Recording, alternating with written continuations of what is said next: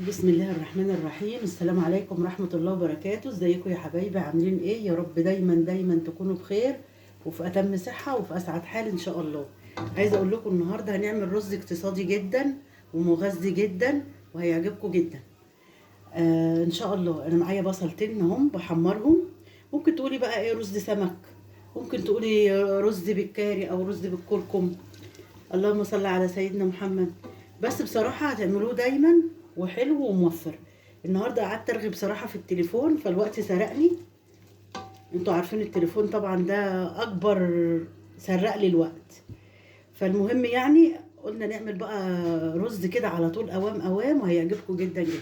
معايا بصلتين خرطتهم اهم وبحمرهم في قيمة ايه، كوباية الا ربع زيت. انا هعلي النار عليه كده شوية اهو.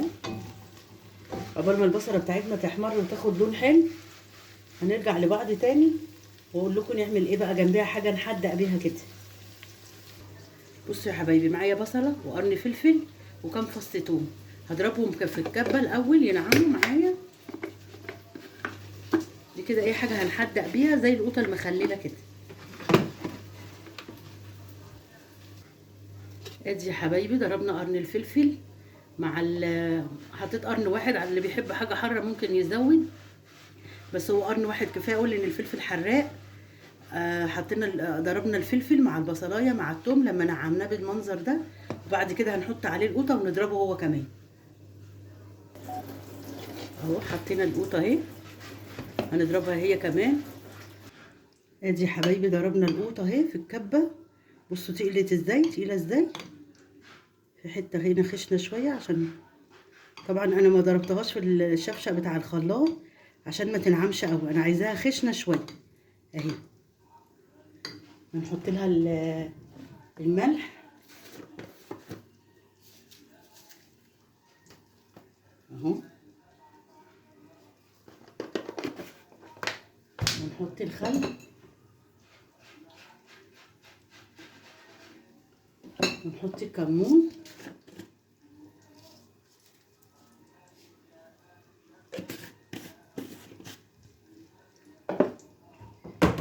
نقلبها بقى مع بعض كده اهي.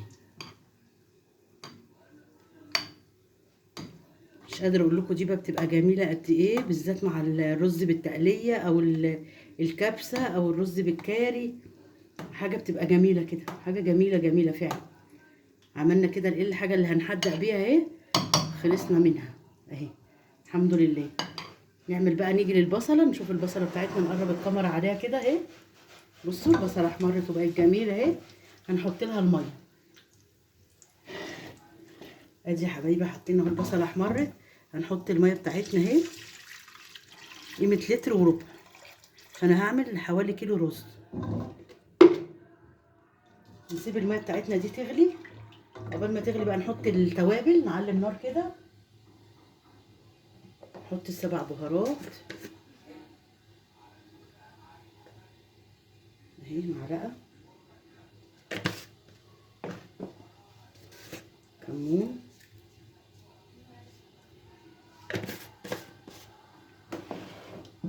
فلفل اسود،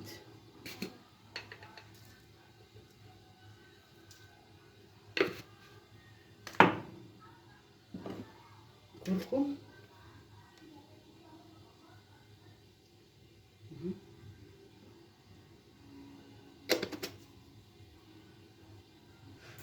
هنحط كمان شويه حبهان. ده حبهان انا طحناه، هنحط شويه كمان. بس هسيب كل ده يغلي بقى مع بعضه كده غلوه، واحط الرز بتاعي. الميه غليت اهي كده، استوت البصله معايا اللي انا حمرتها وخدت من التوابل وكله سقى بعضه. هنحط الرز بتاعنا بقى. ادي يا حبايبي انا حطيت كده الرز اهو، نظبط ملحه.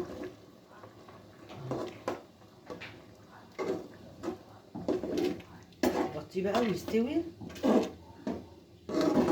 قبل ما يستوي بشويه هنخش له تاني عشان نحط بقى التاتش الاخير بتاعنا، البروتينات بتاعتنا.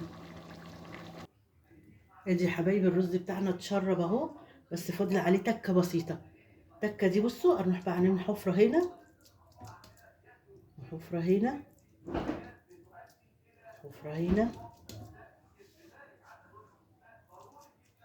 هنا وهنا اهو. بصوا اثر الميه سامعين؟ بصوا لسه طاري اهو في ميه.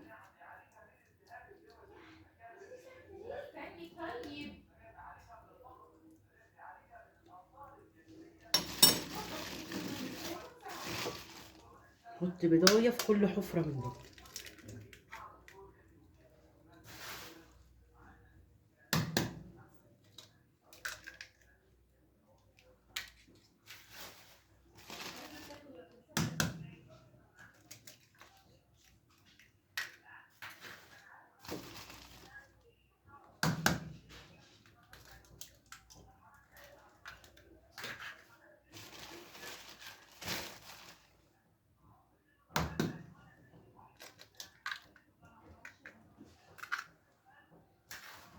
هغطيه بقى كده برضو على نار هاديه كده لحد ما البيض بتاعنا يستوي.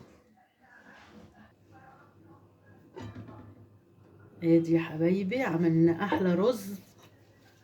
مش قادره اقول لك ريحته جميله جدا جدا. الله الله الله. هنغرب بقى الطبق، كل واحد الايه البضايه بتاعته في الطبق.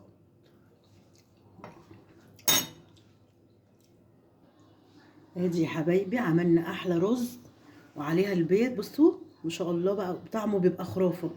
ومع سلطه القوطه بالبصل دي، هي تعتبر قوطه مخلله بس طعمها برضو حاجه كده يعني فاخر من الاخر. نشوف كده. بسم الله الرحمن الرحيم. نو نو نو الله الله الله. بصوا جميله، صحه وهنا يا رب للي ياكل. سخن جدا. نو.